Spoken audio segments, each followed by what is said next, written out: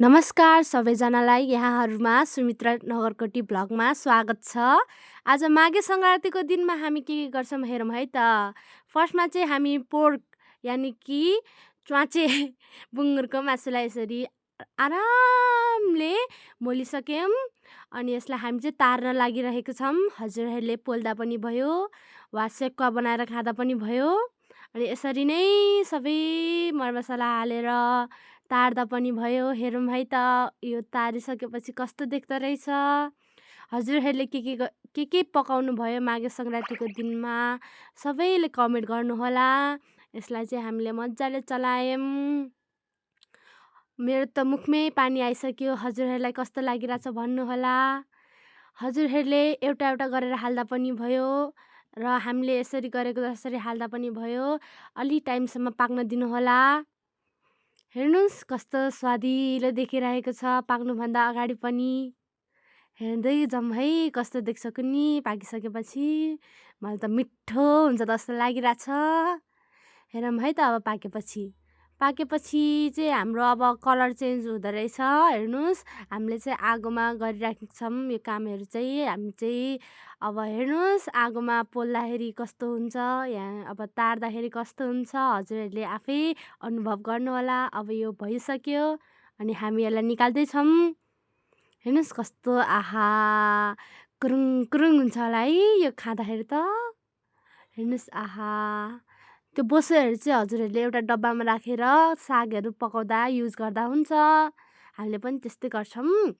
हेर्नुहोस् यो आहा हेर्दा खौँ लागेको छैन त हजुरहरूलाई?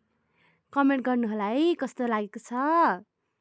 वाह हेर्नु निकालिसक्यौँ। हामी अरू परिकारहरू पनि छ हामीले पकाएको सबै देखाउनेछौँ हजुरहरूलाई।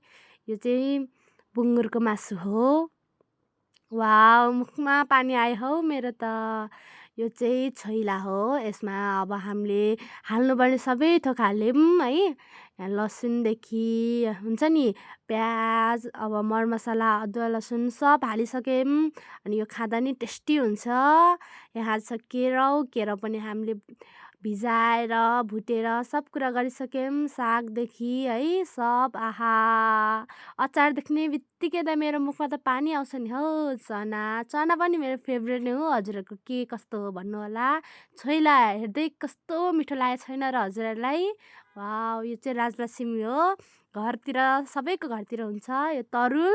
हामी बनतरुल हो यो। हामी खन्न गएको थियौँ अनि ल्यायो। यो चाहिँ छ्याङ हो स्पेसली हामीले खाने।